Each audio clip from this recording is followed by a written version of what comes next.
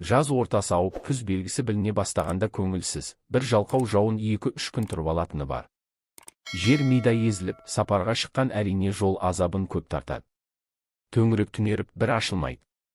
Мұндайда ел жақсы. Қай үйге кіргін келсе, есігін қақпа, сәлем беріп кіріп бар. Қазандық алдында жас отынды үрлеп, бықсыған түтінмен қиық көзі суланып бейтаныс әйел отырар. Ол саған төменнен жоғары не дейді дегендей таңдана қарар. Сен табалдырықта қипақтап тұрып қалма. Үйтсең үй иесін ренжіткенің. Шырақ аяқ үсті кеткендей от ала келгенің жоқ қой. Тізе бүксеңші ең болмаса деп қалса. Ұят. Төрге өрлей бер. Әрине, табалдырыққа аяқ киімді тастауың керек. Балшығыңды төр тұрғай есіктің де сыйламай тынын білесің ғой. Төрге көрпе төселіп, жастықта тасталар. Көл-көсір дастарханда жайылар. Оның үстіндегі ақ дәм саған деген үлкен пейіл белгісі.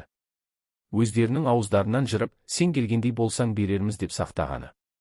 Көрдің бе, анау қара домалақ балаларды. Тойған қозыдай монтиып отырған. Әлсін әлі сіздің алдыңызға қойған мәмпәсидің сонау қызыл қағаздысына көз тастайды. Аңдайсыз ба? Міне соларға емін еркін бермегені де осы дастарханда. Мен елімді сол үшін сүйем бе екем. Кең дала. Дөңгелене шыр айналып, кейіндей қалып жатыр. Түндегі жауын жерді езіп ақ жіберіпті ау. 3-ші рейс жасай алсам жарар еді. Жаңа да 3 салт атты ұшырасып қалған. Ер құйысқандары әдемі. Астарындағы аттары да жарау. Әне төбенің астынан тағы шыға келді. Машинаның жүрісін баяулаттым. Уа, жол болсын. Қайда барасыздар, жігіттер? Тойға. Шопан тойына. Жолдарың болсын, күлімдей қамшыларын бұлғап барады. Ат тұяғының дүсірі естілді. Кабинадан басымды шығарып қарап едім, жаңағы өткен екеу. Шауып келеді. Айқайлап бір нәрсе дейді. Машинамды тоқтаттым. Екеудің мұртысы қаншырдай қатқан жарау торы қасқасын көлденеңдей билетіп кеп осып тұр. Оңбаған. Жалқау неме? Көзіңе қарамаймысың? Өстіп пішен тартама екен. Көремісің? Бастырық ағаштың бір басы шешіліп кетіп, арқан шөп батылып келеді екен. Сәл болса шөп ауып қалғандай. Мынау жазық далада ештеңе емес. Сай ішінде аударылса, аман бол. Қалың қурайдың арасынан жинап, сонсын тиеп көр. Әрі-бері өткен машина сені айналып кетеді. Жол кең ғой. Сай ішінде ауып қалуы. Оны басқа бермесін.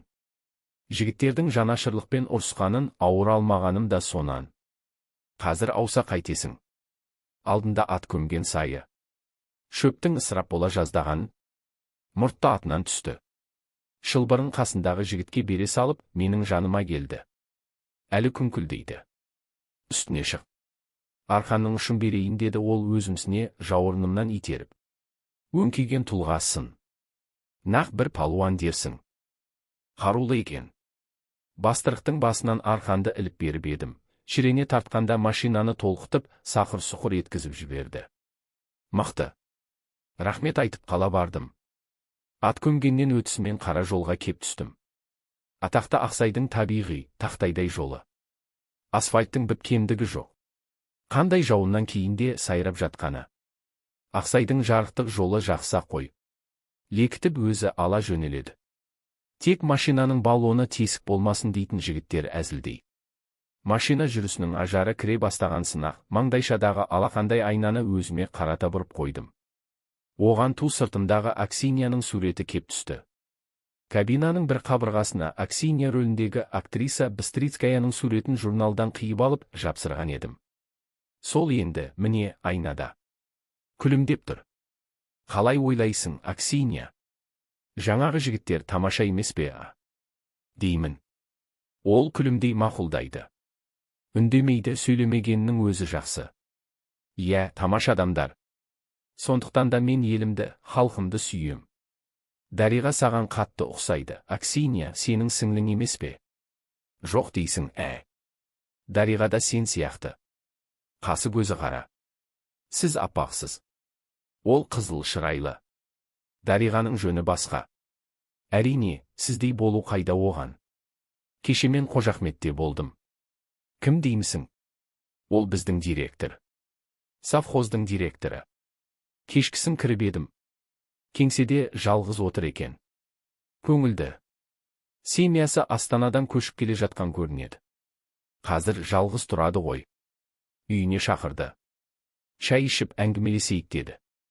Менің ертең армияға жүретінімді естігенде, азаматтық борышың ғой. Адал өтеп қайт деп жатыр.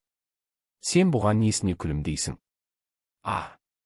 Ие, шақыру қағаз алғанымды мен саған мұңды қимастықпен айтып отыр екем ғой. Ғафу ет. Екеуміз кеңседен шықтық. Түн қараңғы. Келе жатырмыз. Хош де. Дидар, шынымды айтсам, сені мен енді ғана танығандай боп едім. Жасырарым жоқ. Балалықпен істегендеріңді ойласам, әлі жас қой. 20-ға жаңа ғана шыққан екен деп бір түрлі қимаймын да. Барғаныңды да тәуір көрем. Ысылып. Өмір көресің. Көп жайды түсінетін боласың. Тек абыройлы қайт. Сен үшін қызармай, қуанатын болалық деді ол арқамнан қаға. 3 ай болды жұмысқа шыққаныма. Ал мен сені көптен танитын сияқтымын. Өзің көрдің, өмір арақ ішіп карта ойнау ғана емес. Адал еңбегіңнен қанағат алу, төңірегіңе қуаныш әкелу деп білем мен. Денің сау, алдыңда бір мақсат болса. Уақыттан кейін қалмасам дейтін өзіңді сүйреп отыратын бір талабың болса. Жоқ, ондай адамды бақытсыз деп санай алмаймын. Мен осы совхозда 2 адамды түсіне алмаймын. Біреуін аясам, екіншісіне қуанам. Өзің білетін Сапар, институт бітірмесе де бәріңнен білімді, ойлы жігіт. Рас па? Иә. Сәрсенге еруге оны не душар етті? Білесің бе? Жоқ. Мен де білмейім анық қанығын. Обалақ. Қатары сіздер. Комсомол ұйымы жауапты. Қазір спорт мәселесі көркемөнерпаздар үйірмесі жұмыс істеп жатыр. Бірақ ол әлі аз ғой. Совхозда мұның бәрі болуы мүмкін. Өнерпаздары да, спортшылары да жеткілікті дейік. Сонда да Сапарлар кездесуі хақ. Ол үшін не істеу керек? Дидар, бермен жүр, Қожахмет мені жеңімнен тартып күбірлей қалды. Аңдасам. Алдымызда. 3-4 қадам жердегі терек түбінде екеу қараңдап тұр екен. Апам жібермейді ғой. Неге? Жігітпен қол ұстасып өлең айтқан деген не сұмдық. Бетсіз көрсетпе ондайыңды дейді. Кешегі репетицияда болғанымды жеңешем айтып қойыпты. Жаным-ау, бұл пьеса. Қозы мен баян ғой. Иә, саған оңай. Айтып көр анама. Несі бар айтса? Айт. Дидар, бері жүр деймін деп Қожахмет сыбырлай, сүйрелеп кетті. Тыңдап тұрғаныңды көрсе ұят қой. Ұят па? Жүр. Әр қарайғаннан ығыса біз ауылдың сыртына шықтық. Үнсіз келе жатырмыз. Қожахмет жаңағы 2 жастың әңгімесіне ойланып қалғандай. Сапар сияқтыларды ондай жолдан құтқарып алу үшін көзден таса қылмау керек. Көпшілік боп қолға алса қайда барады түзелмей. Сәрсендердің тырнағына ілікпейтін ақ жігіт емес пе? Қуанатын адамыңыз кім? Оны ұмытып барады екем ғой. Сіздерде аспазшы болатын. Медсестра келіншек. Дариға ма? Иә. Өте талапты адам. Мінезі жеңіл дейтін. Ел қателесіпті. Елдің айтқаны шында боп шығуы ғажап емес еді ғой. Біреудің сейбі тимегенде дейсіз, Иә. Оған таңданбаңыз, Дидар, Шолпанның нағыз кісілік, достық көмегінің нәтижесі. Адамның көңіліне өзіне десең сенім рухын сеппей, онан бірдеңе шығады деуге болмайды. Дариға жақсы медсестра ғана емес. Қазір ол батыл, өмірден белгілі өз орнын тауып талап етіп отырған жан. Келесі жылы мүмкіндік болса курсқа жібереміз. Мен оған қуанам. Айтпақтайын, сен естіп пе ең? Біз биылдан бастап пішенді бірден қыстау басына маялауды қолға алдық. Бұл сенің ұсынысың ғой. Өте жақсы. Бүкіл совхоз тұрғындарының көкейінде жүрген жай емес пе? Соған тек батыл кірісіп, сендей талап еткен жан жоқ. Ел иесі, жер иесі сендерсіңдер.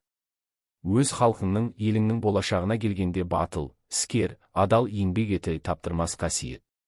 Мен сіздерге жастарға қатты разымын, Дидар, бұрын неғып аңғармай келгенімді білмеймін. Сіздер қаланың кей жасында емес ана тілдеріңді сүйесіздер жоқ.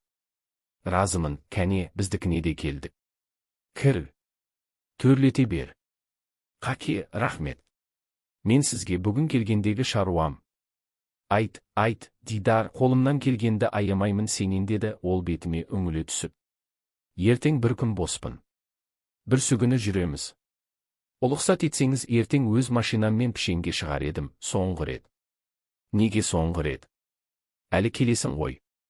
Қаке, ұлықсат етіңіз. Үйде отыра алмайым. Апам жылап сықтайды. Жақсы, Дидар жан. Қожахметтің даусы көңіліме жылы тиіп, қатты толқытып жіберді. Дидар жан дейді. Адамға жылы сөз, адал пейілден артық ештеңе жоқ осы. Міне, сүйікті Аксинья. Қожахмет деген адам сізбен тілдесуге. Соңғы рейске осылай ұлықсат етті. Heге күлімдейсіз.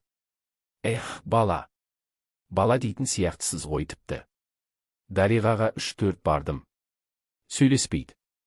Менен мүлде түңілген шығар. Жоқ, мен оны ұмыта алмаймын. Қазір Дариғасыз өмір еш қызықсыздығын түсіндім. Іштей онымен сырласып отырамын. Өмір онсыз қызықсыз деймісің? Сен менің сүйетініме шүбәләм ба, Аксинья? Рас, ол мені күтпей жүрмесе. Күлесің ғой. Не, мен ақымақтың сөзін айтып отырмын ба? Әйелге сену қиын ғой. Еркекке ше? Болады. Иә, сен маған күлесің. Махаббатқа сен деймісің? Ол біздің арамызда болып па еді? Қалай ойлайсың, Аксинья? Кейін айтам деймісің? Мен ертең жүріп кетем ғой. Әне қыстауда көрінді. Ер тұрлының машинасын түсіріп, үйіп жатыр.